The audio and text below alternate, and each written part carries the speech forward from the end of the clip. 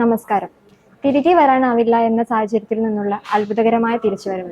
സങ്കീർണതകളിലൂടെ കടന്നുപോയ പേഷ്യന്റ് നീന മുനീറും നമ്മുടെ സ്വന്തം ഡോക്ടർ നാസിഫ് യൂസുഫ് സാറിനും ഇന്ന് നമ്മോട് പങ്കുവയ്ക്കാനുള്ളത് അതിജീവനത്തിന്റെ ഒരു കഥയാണ്. ഇന്ന് നമ്മുടെ കൂടെ ഇവിടെയുള്ളത് നമ്മുടെ ഹോസ്പിറ്റലിലെ thoracic surgeon doctor Nasif Yusuf സാറും അതുപോലെ പേഷ്യന്റും പേഷ്യന്റെ അമ്മയുമാണുള്ളത്. ഡോക്ടറും കൂടിയായ നമ്മുടെ പേഷ്യന്റെ അനുഭവങ്ങളൊന്ന് നമുക്ക് ഷെയർ ചെയ്യാമോ? ഞാൻ പ്രൊഫഷണലി ഒരു ഡോക്ടർ കൂടിയാണ്. സോ ഒരു 7 months ബാക്കാണ് ഈ ഒരു ലൈഫ് ചേഞ്ചിങ് ഡയഗ്നോസിസ് എനിക്ക് ഉണ്ടായത്. ഒരു ദിവസം സെക്കൻഡ് ഷോ മൂവി കാണാൻ പോയതാണ്. Suddenly I started getting a chest pain and palpitation. So അവിടുന്ന് കുറച്ച് സിവിയറായി തോന്നിയതുകൊണ്ട് we came out of the theatre. Next ഉണ്ടായിരുന്ന ഹോസ്പിറ്റലിൽ തന്നെ കാഷ്വാലിറ്റിയിൽ പോയിട്ട് കാണിച്ചു. And they were checking for any cardiac changes first. Cardiac change എന്ന് വെച്ചാൽ നമ്മുടെ ഹാർട്ടിന് എന്തെങ്കിലും പ്രശ്നമുണ്ടോ എന്നുള്ളത് അവർ ആദ്യം നോക്കിയത്. സോ ബ്ലഡ് ടെസ്റ്റൊക്കെ നെഗറ്റീവ് ആയിരുന്നു. ECG was fine. അപ്പോൾ കുഴപ്പമൊന്നുമില്ല, ഹാർട്ട് ഇസ് ഫൈൻ എന്നുള്ള ഇതിലോട്ട് വന്നു. But then they felt like taking a chest X-ray. Heart okay ആയിരുന്നു, but chest X-ray happen to be negative for me. അതിലൊരു ഗ്രോത്ത് കണ്ടു, ഒരു ട്യൂമർ ഗ്രോത്ത് കണ്ടു. And doctors conveyed it to me. അപ്പോൾ doctors പറഞ്ഞു ഇങ്ങനെ ഒരു ഗ്രോത്ത് ഉണ്ട്. So will have to do further analysis on that. So next day CT സ്കാനിനൊക്കെ വേണ്ടിയിട്ട് വരേണ്ടി വരും എന്നുള്ള രീതിക്ക് പറഞ്ഞു. So I thought okay, I will go to the nearby hospital. So ഞാൻ ആദ്യം എറണാകുളം കാക്കനാട് BNB ഹോസ്പിറ്റലിൽ പോയി. അവിടെ ചെന്നിട്ട് CT സ്കാൻ എടുത്തു. CT സ്കാൻ എടുത്തു കഴിഞ്ഞപ്പം തന്നെ പൾമനോളജിസ്റ്റ് എൻ്റെ അടുത്ത് പറഞ്ഞു it is not looking good, പേടിക്കാനൊന്നുമില്ല, but you will need further analysis. So ബയോപ്സിക്ക് വേണ്ടിയിട്ട് അവരെന്നെ അമൃതയിലേക്ക് റെഫർ ചെയ്തു. സോ അമൃതയിൽ പോയി. അമൃതയിൽ ഡോക്ടേഴ്സ് എന്നെ ബയോപ്സി ചെയ്തു. CT, CT, lot of investigations ഇതെല്ലാം എടുത്തു. പെറ്റ് സ്കാൻ ചെയ്തു. ബയോപ്സി റിപ്പോർട്ടിൽ they were expecting 2 things. One was Thymoma, another was teratoma. So then biopsy report വന്നപ്പോൾ അത് തൈമോമയാണെന്നുള്ളത് ഫൈനലൈസ് ആയി. IHC റിപ്പോർട്ടിൽ ക്യാൻസറസ് ആണ്, മാലിഗ്നൻ്റ് ആണെന്നുള്ളതും പറഞ്ഞു. പെറ്റ് സ്കാൻ നോക്കിക്കഴിഞ്ഞപ്പോൾ ഈ ക്യാൻസർ അവിടെ മാത്രമല്ല, കുറച്ച് നമ്മുടെ ലങ്സിൻ്റെ ലൈനിങ്ങിലേക്കും കൂടി വന്നിട്ടുണ്ട് എന്നുള്ളതും അവർ പറഞ്ഞു. So it was very difficult for me that day. പെട്ടെന്ന് നമ്മളൊരു ഡയഗ്നോസിസ് കേൾക്കുമ്പോൾ, ഒരു നോർമൽ ലൈഫ് ലീഡ് ചെയ്ത് വരുമ്പോൾ everything changes four you. So now I knew that ഒരു അസുഖം ഉണ്ട് ഇങ്ങനെ. ഇനി അടുത്ത സ്റ്റെപ്പ് എന്താ ചെയ്യാമെന്ന് മാത്രമേ നമുക്ക് ചെയ്യേണ്ടുള്ളൂ. That is the treatment plan. What is the treatment plan? Who are going to be my doctors? What am I suppose to do? ഇങ്ങനെ കുറേ ക്വയറീസ് ഉണ്ടായിരുന്നു എൻ്റെ മൈൻഡിൽ. So I started asking my friends, my relatives, my family, everyone, what to do now, where should I go? So Amradale എന്നായിരുന്നതുകൊണ്ട് first I thought I'll take guidance from there only. So അവിടെ നിന്ന് തന്നെ first ഓങ്കോളജിസ്റ്റിനെ meet ചെയ്തു. So sir നന്നായിട്ട് എനിക്ക് explain ചെയ്തു തന്നു what is the situation എന്നുള്ളതും. ആൻഡ് തൈമോമ ഭയങ്കര റെയർ ആയിട്ടുള്ളൊരു ട്യൂമറാണ്. Doctor must be knowing about it more. So ആ ഒരു ട്യൂമറിനെ കുറിച്ചിട്ട് ഫസ്റ്റ് നമ്മൾ പഠിക്കുമ്പോൾ പറയുന്നത് first you have to resect it, then go for chemo or radiotherapy എന്നുള്ളതാണ്. അപ്പോൾ ഓങ്കോളജിസ്റ്റിൻ്റെ അടുത്ത് പറഞ്ഞു if at all a surgeon is ready to remove that, ആ ഒരു ട്യൂമർ എടുത്ത് കളയാനൊരു സർജൻ റെഡിയാണെങ്കിൽ that will be best for you. So അന്ന് മുതൽ ഞാൻ എല്ലാ കാർഡിയോതൊറാസിക് സർജൻസിൻ്റെ ഒരു ലിസ്റ്റ് ഉണ്ടാക്കി.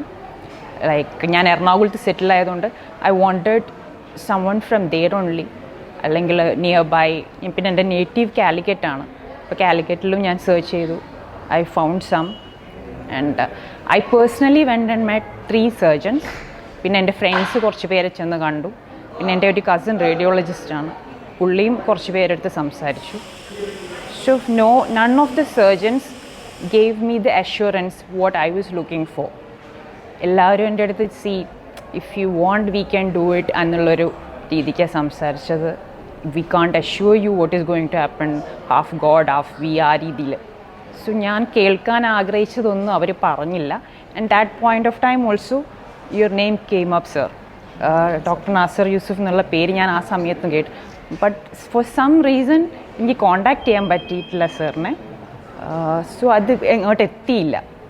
പിന്നെ ഞാൻ സർജൻസിൻ്റെ അടുത്ത് നിന്നെല്ലാം ഈ ഒരു ഫീഡ്ബാക്ക് കിട്ടിയതോട് കൂടിയിട്ട് ആസ് എ പേഴ്സൺ നമ്മുടെ കോൺഫിഡൻസ് പോവും. നമുക്ക് ഇനി ഒരാൾ സമ്മതിച്ചാലും, ഞാൻ മുംബൈയിലെയും ഹൈദരാബാദിലെയും കുറച്ച് ഡോക്ടേഴ്സിനോട് സംസാരിച്ചിട്ടുണ്ട്. അപ്പോൾ അതിൽ 1-2 പേര് പറഞ്ഞു you come and meet us, എനിക്ക് may be we can do it for you. പക്ഷെ നമ്മുടെ നാട്ടിലുള്ള ഒരു ഡോക്ടറെ തന്നെ പറ്റില്ല എന്ന് പറയുമ്പോൾ പുറത്തുള്ള ഒരാളെ മേരെ എനിക്ക് ട്രസ്റ്റ് ചെയ്യാൻ പറ്റില്ല. So I thought let's give up on that. Surgery ഒരു ഓപ്ഷൻ അല്ല. സോ ഓങ്കോളജിസ്റ്റ് പറഞ്ഞ സെക്കൻഡ് ഓപ്ഷൻ ആയിരുന്നു കീമോതെറാപ്പിക്ക് പോവാന്നുള്ളത്. ഇപ്പോൾ കീമോതെറാപ്പി ആണെങ്കിൽ you should always go for the best doctor in town, which was doctor Gangadharan. ഞാൻ ലേക്ക് ഷോർ ഹോസ്പിറ്റലിൽ ഡോക്ടർ ഗംഗാധരൻ സാറിനെ പോയി കണ്ടു. ആൻഡ് സാറിനെ കണ്ടപ്പം തന്നെ he was like, you have to go for chemotherapy immediately. If today possible, then പോകണമെന്ന് പറഞ്ഞു. And I was very confident about whatever he told me. And he said, let's start with the chemotherapy. Surgery at this point might not be possible. പക്ഷേ ഒരു point എത്തുമ്പോൾ പറ്റുന്ന സമയത്ത് I'll send you for surgery. So I went for the chemotherapy. First 3 chemotherapies was really bad. And along with the health issues in the കൂടെ തന്നെ you will start having a lot of mental pressure, financial issues, a lot of things came up. I had 2-3 panic attacks in between all these things. അതൊക്കെ അതിൻ്റെ കൂടെ തന്നെ പോയി. പിന്നെ ഒരു 6 കീമോതെറാപ്പീസ് ഞാൻ എങ്ങനെയൊക്കെയോ സർവൈവ് ചെയ്ത് വന്നു with my friends and family support. എല്ലാവരും നന്നായിട്ട് സപ്പോർട്ട് ചെയ്തു. ഒരു 6th കീമോതെറാപ്പി ആയപ്പോൾ health wise I put on little weight. ഞാൻ ഒത്തിരി വെയിറ്റ് ലോസ് ആയിട്ടുണ്ടായിരുന്നു. അപ്പോൾ ഞാൻ നന്നായിട്ട് വെയിറ്റൊക്കെ പുട്ട് ഓൺ ചെയ്തു. സിംറ്റംസൊക്കെ കുറേ സബ്സൈഡായി. At that point doctor Gangadharan told me you can go for a surgery. And ഞാനപ്പോൾ സാറിൻ്റെ അടുത്ത് തന്നെ ചോദിച്ചു which surgeon is going to do it. Everybody is saying no. Then sir said, go for Dr. Nasir Yusuf. He is the person for you. Then I said, I have heard this name before. Then he said, meet him. ഞാൻ confident ആണ് ഡോക്ടറുടെ മേൽ. You will also be. അപ്പോൾ ഞാൻ പറഞ്ഞു, if you want to take a second opinion, you can take that also. അപ്പോൾ okay, Gangadharan doctor suggest ചെയ്ത ഒരു ഡോക്ടറാണ്. So I thought I'll meet him. But I was in very sure. Ganganath doctor room in the പുറത്തോട്ട് വരുമ്പോഴും I was in sure that I'll go for the surgery. But all my family എല്ലാവരും പറയാൻ തുടങ്ങി, let's meet the surgeon and see how is it going to be. So I came to PVS Sunrise Hospital at Calicut and I met Dr. Nasir Yusuf for the first time, and instantly I got connected with him. And the kind of reassurance that he gives you, the confidence I wanted my surgeon to have, it was there in his eyes. So I thought, this is the time. Now I think I should go for the surgery. And he told me, you don't worry about anything. It's all my problem. I'll take care of it. Rest, 99% I am okay with it. 1% God is there. Then I was like, okay, this is what I wanted to hear. Let's go for it. And after a week only, my surgery was... surgery അപ്പം തന്നെ post ചെയ്തു. അത് പക്ഷേ sunrise എറണാകുളത്ത് വെച്ചിട്ടായിരുന്നു. Sunrise എറണാകുളത്ത്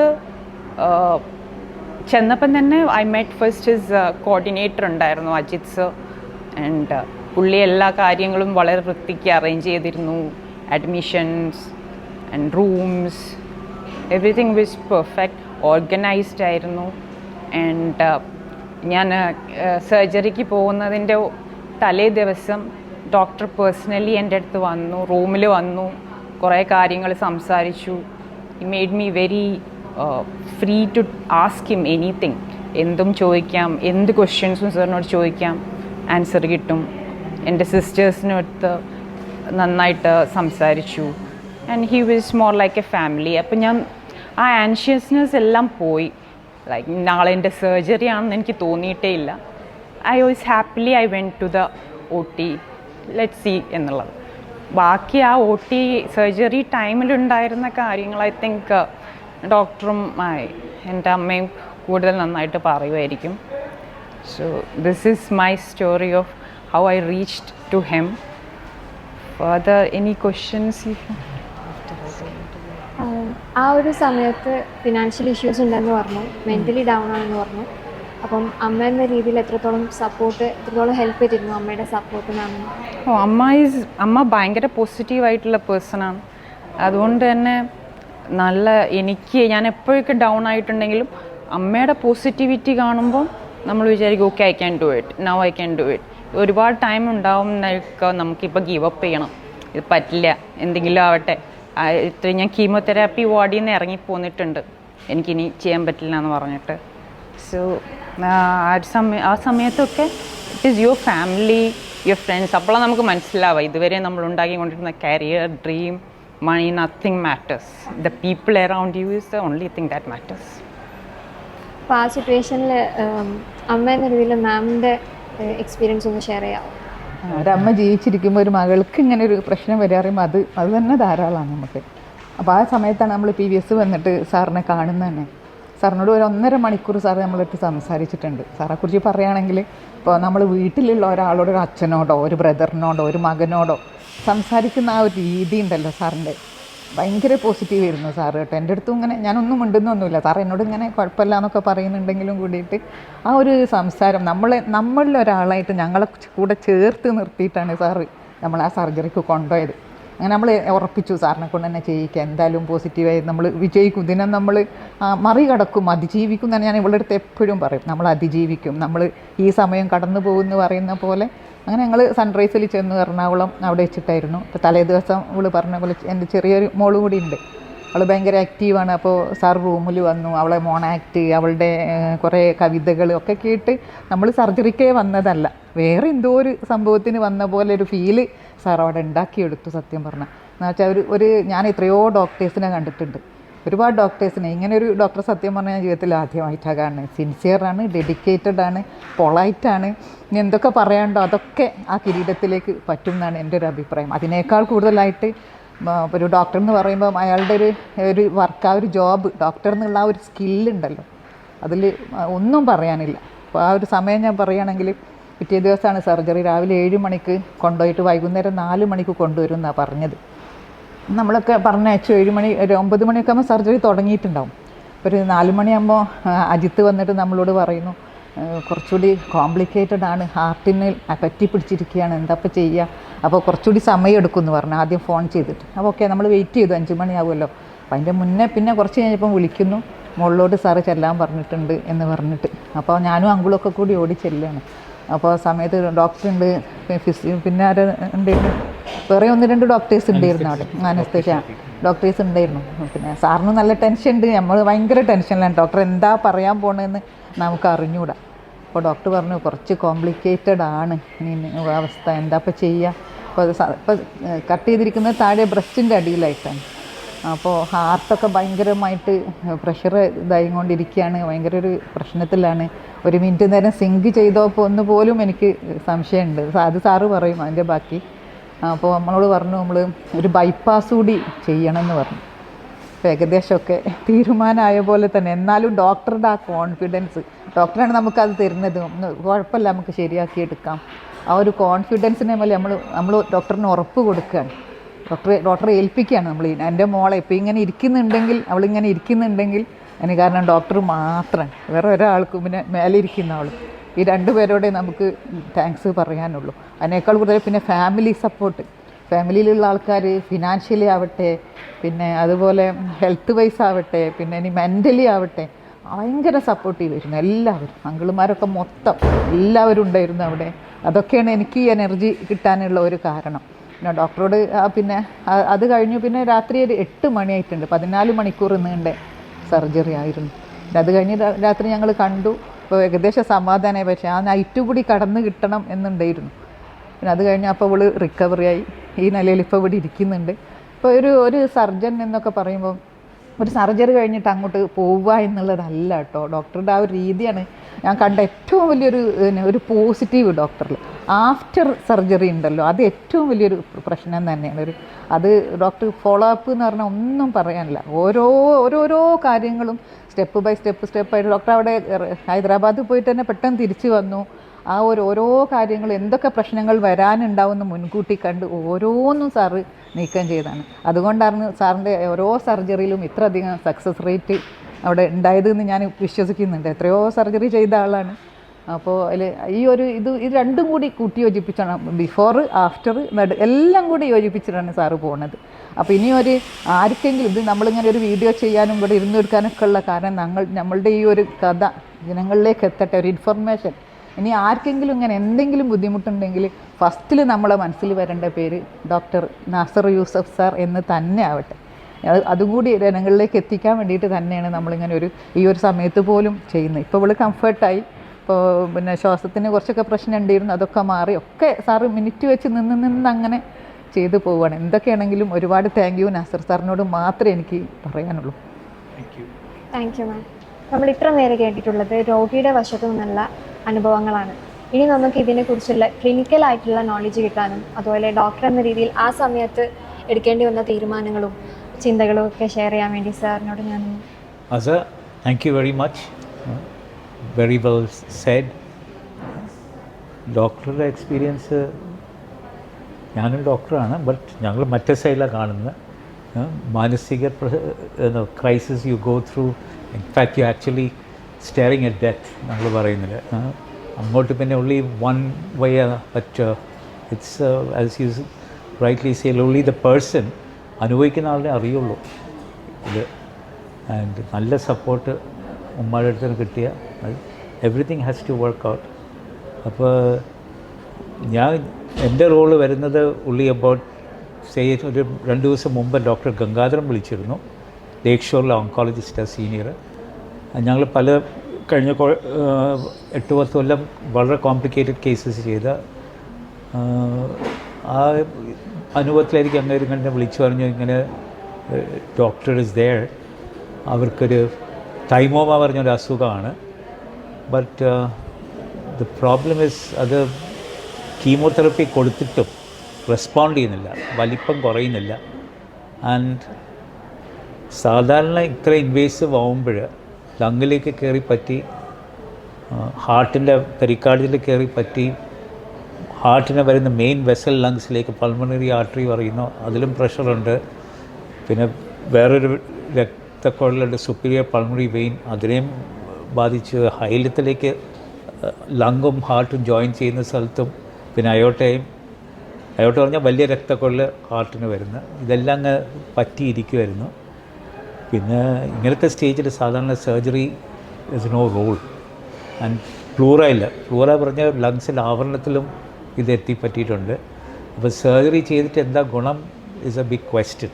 പക്ഷേ ഇന്നത്തെ ഈ സിറ്റുവേഷനിൽ വന്നത്, ഈ അസുഖം ഫസ്റ്റ് ഏർലി സ്റ്റേജ് ആണെങ്കിൽ ഇത് എടുത്തു കളഞ്ഞാൽ തീർന്നു. I mean it is very good result. അതിന് എളുപ്പമാണ്, ഒരു ചെറിയ ഇല്ല. അത് ഞാൻ മനസ്സിലാക്കുന്ന കുറച്ച് നാൾ മുമ്പ് ഒരു സ്കാൻ ചെയ്തപ്പോൾ ഇത് കണ്ടിരുന്നു. അതിനെപ്പറ്റി I think you know better, because അത് സാധാരണ ആ സ്റ്റേജിൽ എടുത്തു കളഞ്ഞാൽ എളുപ്പമായിരുന്നു. ഒരു 3 സെൻറ്റിമീറ്റർ, ഇതിപ്പോൾ ഒരു 15 സെൻറ്റിമീറ്ററായി. അപ്പോൾ ഞാൻ പറഞ്ഞു ഈ സ്റ്റേജിൽ സർജറിയുടെ റോൾ ഇസ് ക്വസ്റ്റ്യനബിൾ. നമ്മൾ ഗൈഡ് ലൈൻസിൽ ആരെങ്കിലും പറഞ്ഞു ഇങ്ങനത്തെ പേഷ്യൻ്റ് നിങ്ങൾ ഓപ്പറേറ്റ് ചെയ്യരുതോ പറയും, നിങ്ങളെന്താ കാണിക്കുന്നത്. അപ്പോൾ ഒരു മെഡിക്കലി നമ്മൾ പറഞ്ഞിരിക്കുന്ന ഇങ്ങനത്തെ പേഷ്യൻസിനെ ചെയ്യരുത്. But these are guide lines. അതാണ് ഞാൻ പറയുന്നത്.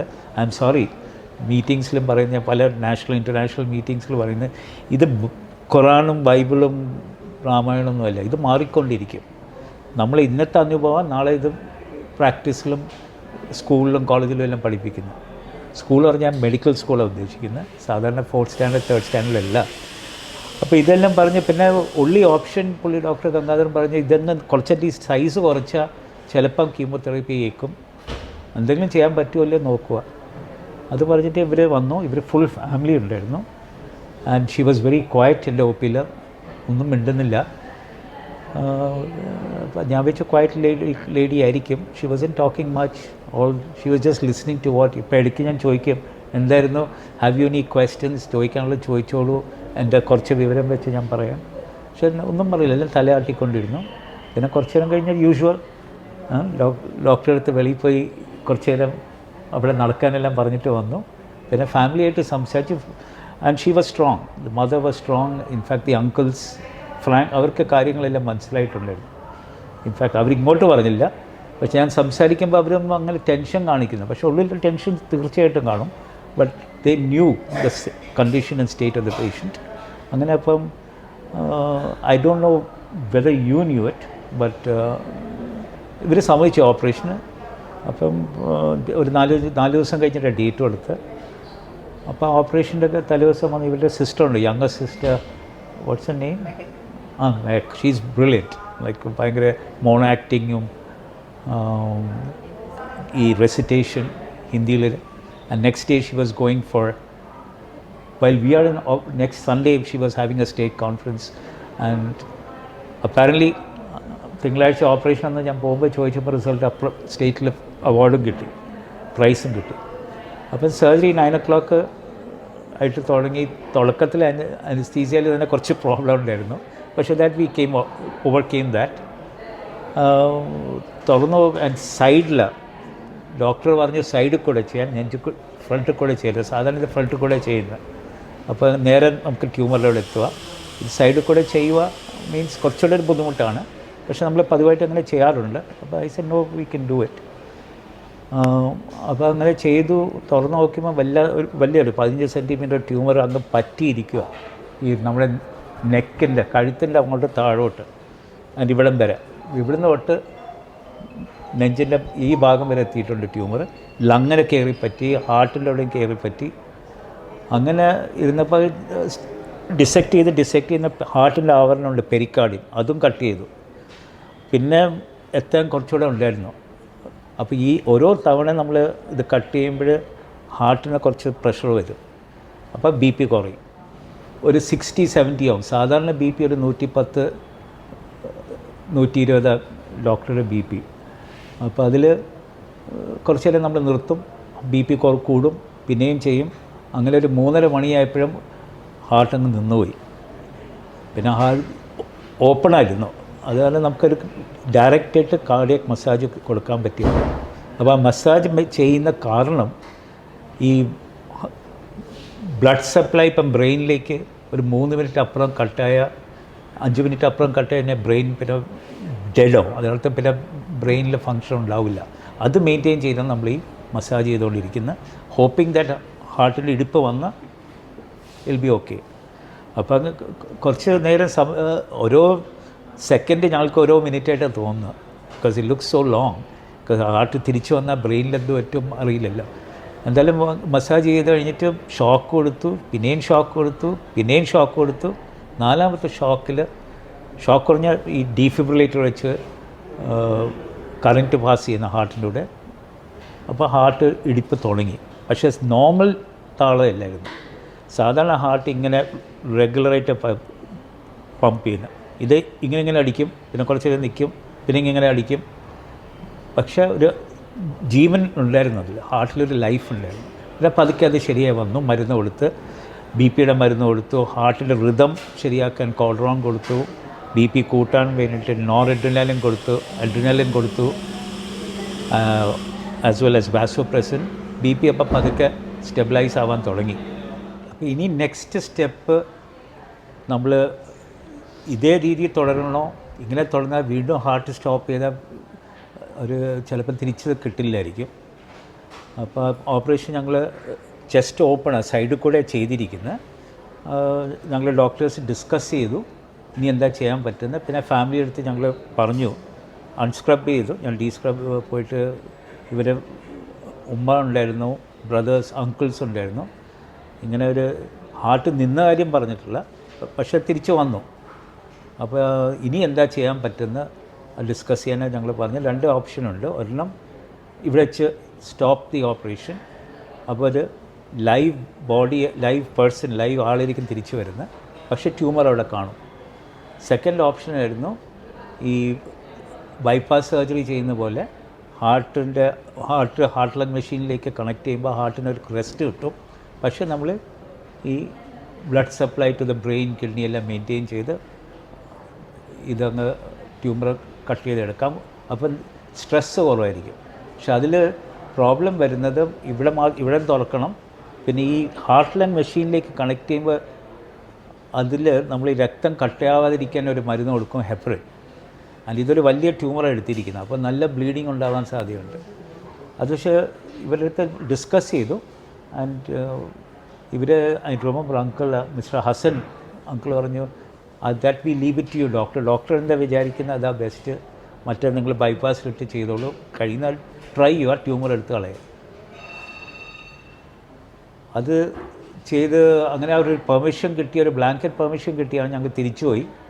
ആൻഡ് പിന്നെ ഞാൻ ടീമിൻ്റെ അടുത്ത് പറഞ്ഞു, anaesthesiologist doctor Shaji, doctor Sujatha, പലരും ഉണ്ടായിരുന്നു.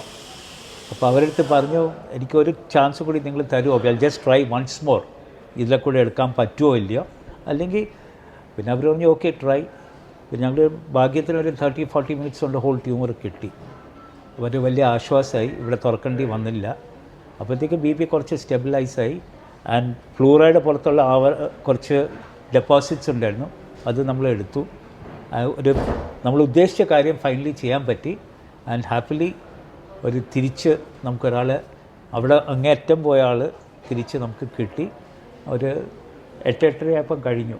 ആൻഡ് ഒരു പ്രിക്കോഷനായിട്ട് ഇങ്ങനത്തെ ഒരു സംഭവം ഹാർട്ടിനുണ്ടായിരുന്നു, കുറച്ച് റെസ്റ്റ് കൊടുക്കാൻ പറഞ്ഞുകൊണ്ട് വെൻറ്റിലേറ്ററിൽ ഇട്ടു ഒരു ദിവസം രാത്രി. സാധാരണ നമ്മൾ വെൻറ്റിലേറ്ററിൽ ഇടാറില്ല, അപ്പം തന്നെ എക്സ്റ്റുബേറ്റ് ചെയ്യും. ആൻഡ് അത് കഴിഞ്ഞിട്ട് നെക്സ്റ്റ് ഡേ കുറച്ച് സെഡേഷൻ ഉണ്ടായിരുന്നു. 2 ദിവസം കൊണ്ട് she was fine and she started walking around. പിന്നെ ഒരു നോർമൽ റിക്കവറി ആയിരുന്നു. അത് കഴിഞ്ഞിട്ടൊരു 1 വീക്കോ 8 ഡേയ്സ് കൊണ്ട് 2 ചെസ്റ്റ് ട്യൂബ് ഉണ്ടായിരുന്നു, അത് ഡിസ്ചാർജ് ആയി പോയി. അപ്പോൾ ഇവിടെ വരുന്നതിൽ ഈ തൈമോമ എന്താണെന്ന സംഭവം നമ്മൾ ചോദിക്കുമ്പോൾ, തൈമോമ പറഞ്ഞാൽ ഈ നമുക്കൊരു ബോഡി ഇമ്മ്യൂൺ സിസ്റ്റം ഫൈറ്റ് ചെയ്യാൻ, ഇപ്പോൾ കോവിഡിനെ ഫൈറ്റ് ചെയ്യുന്ന അങ്ങനത്തെ ഒരു ഓർഗനാണ് മൃഗം, അല്ലേ, കഴുത്തിൻ്റെ അവിടെ. അത് ജനിക്കുമ്പോൾ കുറച്ചധികം വലുതാണ്, ക്രമേണ അത് ചുരുങ്ങി അങ്ങ് പോകും. ഏകദേശം ഒരു 30-35 വയസ്സ് വരെ അത് കാണും.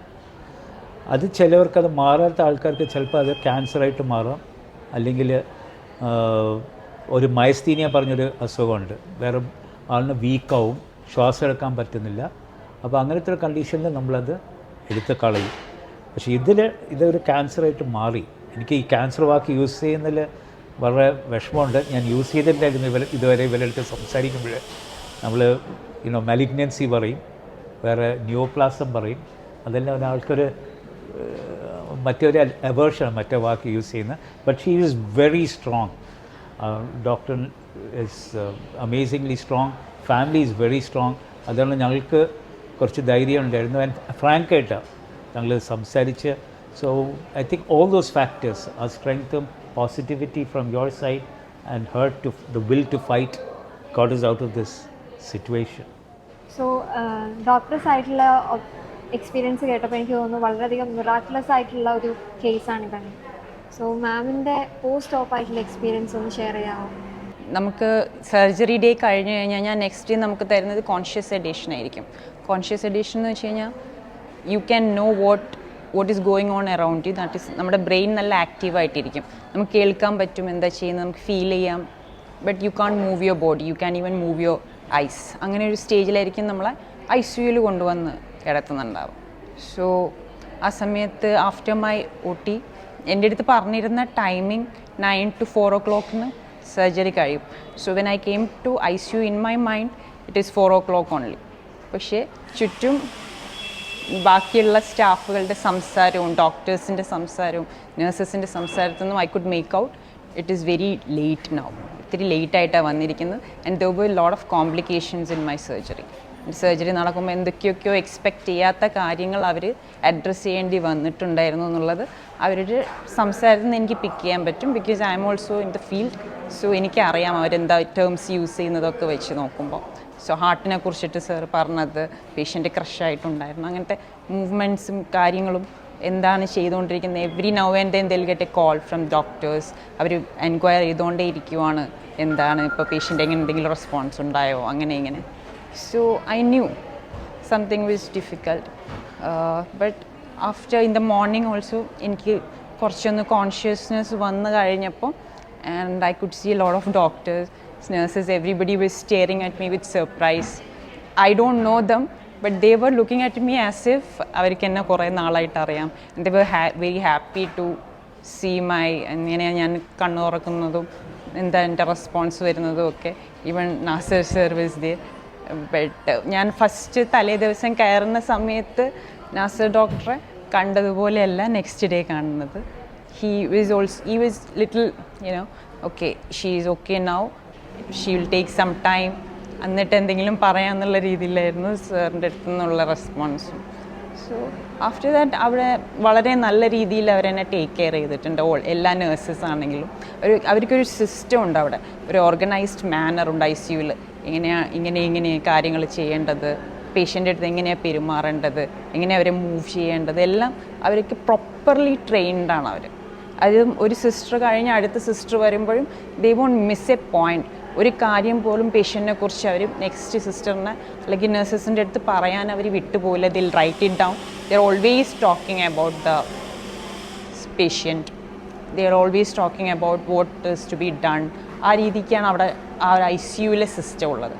ICUന്ന് നമ്മൾ പുറത്തെത്തിക്കഴിഞ്ഞ് കഴിഞ്ഞാൽ അവിടുത്തെ ആഫ്റ്റർ കെയറും ആ നേഴ്സസ് നന്നായിട്ട് പറഞ്ഞ് മനസ്സിലാക്കി കൊടുത്തിട്ടുണ്ട്. അവിടെ ഒരു സിസ്റ്റം മാനേജ്മെൻറ്റ് എന്ന് കൊടുത്തിട്ടുണ്ട്. ഇപ്പോൾ സാറിൻ്റെ പേഷ്യൻസിനാകുമ്പോൾ ഐ തിങ്ക് സാറിൻ്റെ സ്ട്രിക്റ്റ് ഇൻസ്ട്രക്ഷൻസ് ഉണ്ട്.